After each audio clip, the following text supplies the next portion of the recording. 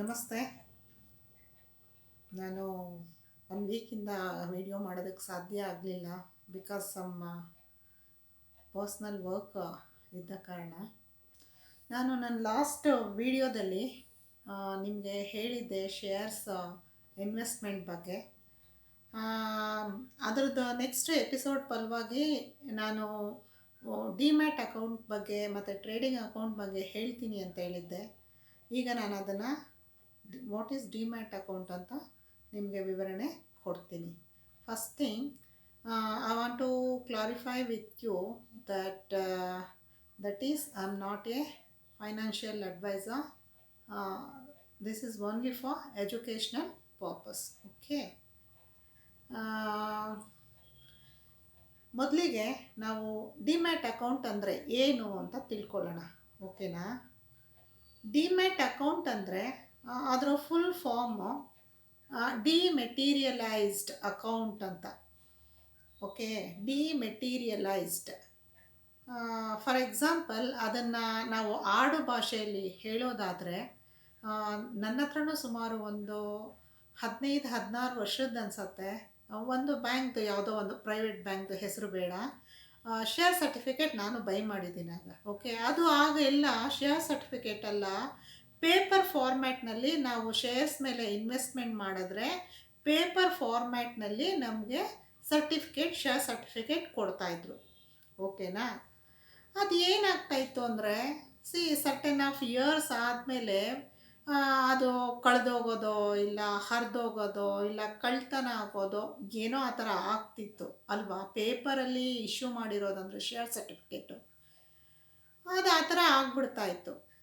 ಇದರಿಂದ ಏನಾಗೋದು ಅಂದರೆ ಇನ್ವೆಸ್ಟರ್ಗೆ ಲಾಸ್ ಆಗೋದು, ಮತ್ತು ಒಬ್ಬರಿಂದ ಒಬ್ಬರಿಗೆ ಟ್ರಾನ್ಸ್ಫರ್ ಮಾಡಬೇಕಾದ್ರೆ it takes lots of time, ಒಂಥರ ತುಂಬ ಟೈಮ್ನ ಕನ್ಸ್ಯೂಮ್ ಮಾಡ್ತಾಯಿತ್ತು. ಇದು ಎಲ್ಲ ಕಾರಣದಿಂದ ಏನಾಯಿತು ಅಂದರೆ ಅದು ಫಿಸಿಕಲ್ ಬದಲಿಗೆ ಎಲೆಕ್ಟ್ರಾನಿಕಲಿ ಒಂದು ಅಕೌಂಟ್ನ ಕ್ರಿಯೇಟ್ ಮಾಡಿ ಡಿಜಿಟಲ್ ಫಾರ್ಮ್ಯಾಟ್ನಲ್ಲಿ ನಾವೇನಾದರೂ ಶೇರ್ಸ್ನಲ್ಲಿ ಇನ್ವೆಸ್ಟ್ಮೆಂಟ್ ಮಾಡಿದ್ರೆ ಶೇರ್ಸ್ನ ಮತ್ತು ಸೆಕ್ಯೂರಿಟೀಸ್ನ ಹೋಲ್ಡ್ ಮಾಡೋದೇ ಡಿಮ್ಯಾಟ್ ಅಕೌಂಟ್. ಓಕೆನಾ? ಈಗ ಅರ್ಥ ಆಯಿತು ಅಂದ್ಕೊಳ್ತೀನಲ್ವ. ಡಿಮ್ಯಾಟ್ ಅಕೌಂಟ್ ಅಂದರೆ it is nothing but electronically ಒಂದು ಅಕೌಂಟ್ನ ಕ್ರಿಯೇಟ್ ಮಾಡಿ ಡಿಜಿಟಲ್ ಫಾರ್ಮ್ಯಾಟ್ನಲ್ಲಿ ಶೇರ್ಸ್ನ ಮತ್ತು ಸೆಕ್ಯೂರಿಟೀಸ್ನ ಹೋಲ್ಡ್ ಮಾಡೋದೇ ಡಿಮ್ಯಾಟ್ ಅಕೌಂಟ್. ಓಕೆ, ಈಗ ನಿಮಗೆ ಅರ್ಥ ಆಗಿರುತ್ತೆ ಅಂದ್ಕೊಳ್ತೀನಿ ಇದನ್ನು. ಮತ್ತು ಇನ್ನೂ ಒಂದು ಏನಂದರೆ, ಯಾವುದೇ ಒಂದು ಕಂಪ್ನಿನಲ್ಲಿ ನಾವು ಇನ್ವೆಸ್ಟ್ಮೆಂಟ್ ಮಾಡಿದ್ರೆ ಅದಕ್ಕೆ ಪ್ರೂಫೇ ಡಿಮ್ಯಾಟ್ ಅಕೌಂಟ್. ಮತ್ತು ಡಿಮ್ಯಾಟ್ ಅಕೌಂಟಿಂದ ಇನ್ನೂ ಒಂದು ಏನು ನಮಗೆ ಅನುಕೂಲ ಅಂದರೆ ರಿಯಲ್ ಟೈಮ್ ಆ್ಯಕ್ಸಸ್ ಅನ್ನೋದಿರುತ್ತೆ. ಯಾವಾಗ ಬೇಕಾದ್ರೂ ಹೋಗಿ ನಾವು ಅದನ್ನು ನಮ್ಮ ಶೇರ್ಸ್ ಬಗ್ಗೆ ನಾವು ಆ್ಯಕ್ಸಸ್ ಕೊಟ್ಟು ನೋಡ್ಬೋದು. ಈಗ ನಿಮಗೆ ಅರ್ಥ ಆಗಿರುತ್ತಲ್ವ ಡಿಮ್ಯಾಟ್ ಅಕೌಂಟ್ ಅಂದರೆ ಏನು ಅಂತ.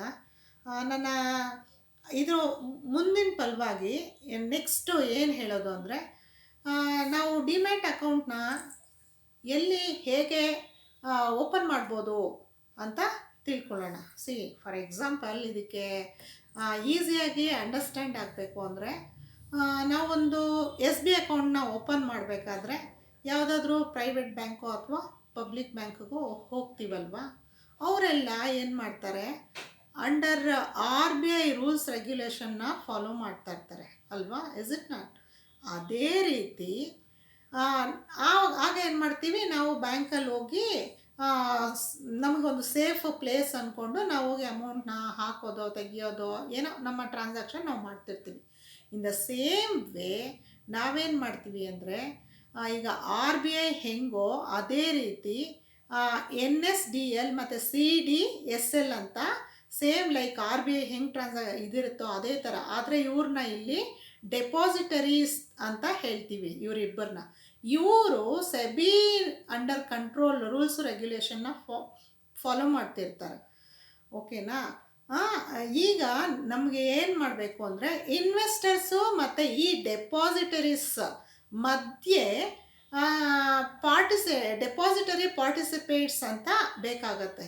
ಅದು ಏನು ಅಂದರೆ ನಥಿಂಗ್ ಬಟ್ ಬ್ರೋಕರ್ಸ್ ಅಂತ ಹೇಳ್ಬೋದು ನಾವು. ಎಕ್ಸಾಂಪಲ್ ಝರೋದಾ ಈಗ ಇತ್ತೀಚೆಗೆ ಭಾಳನೇ ಫೇಮಸ್ ಅಲ್ವಾ.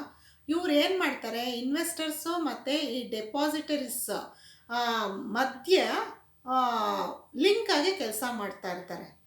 ಓಕೆನಾ.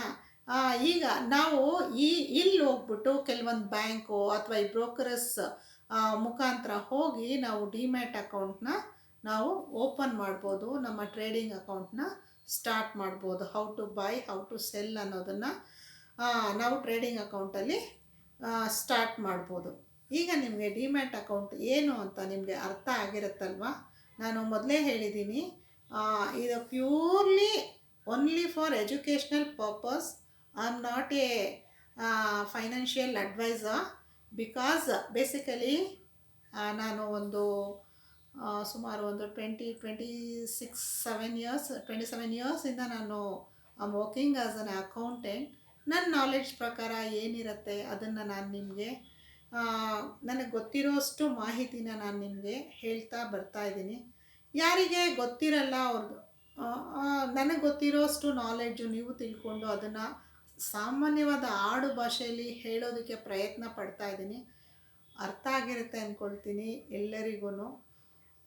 ಮೊದಲಿಗೆ ಶೇರ್ಸ್ ಅಂದರೆ ಎಲ್ರಿಗೂ ಒಂಥರ ಹಿಂದೇಟಾಗ್ತಿರ್ತಾರೆ. ಈಗ ಈ ಥರ ಆಡು ಭಾಷೆಯಲ್ಲಿ ಸಾಮಾನ್ಯ ಜನರಿಗೆ ಅರ್ಥ ಆಗೋ ರೀತಿಯಲ್ಲಿ ತಿಳಿಸೋದಕ್ಕೆ ನಾನು ಪ್ರಯತ್ನ ಪಡ್ತೀನಿ. ಇದು ನಿಮಗೆ ಡಿಮ್ಯಾಟ್ ಅಕೌಂಟ್ ಅಂದರೆ ಏನು ಅಂತ ಅರ್ಥ ಆಗಿರುತ್ತೆ. ನನ್ನ ಲಾಸ್ಟ್ ವಿಡಿಯೋ ಶೇರ್ಸ್ ಇನ್ವೆಸ್ಟ್ಮೆಂಟ್ ನೋಡಿ ನೆಕ್ಸ್ಟು ಡಿಮ್ಯಾಟ್ ಅಕೌಂಟು ಇದು ಈ ಭಾಗನ ನೋಡಿದ್ರೆ ನಿಮಗೆ ಕ್ಲೀನಾಗಿ ಅರ್ಥ ಆಗುತ್ತೆ. ನನ್ನ ಕಮಿಂಗ್ ಎಪಿಸೋಡ್ನಲ್ಲಿ ವಾಟ್ ಈಸ್ ಟ್ರೇಡಿಂಗ್ ಅಕೌಂಟ್ ಅನ್ನೋದನ್ನು ನಾನು ನಿಮಗೆ ಹೇಳ್ತೀನಿ. Thank you.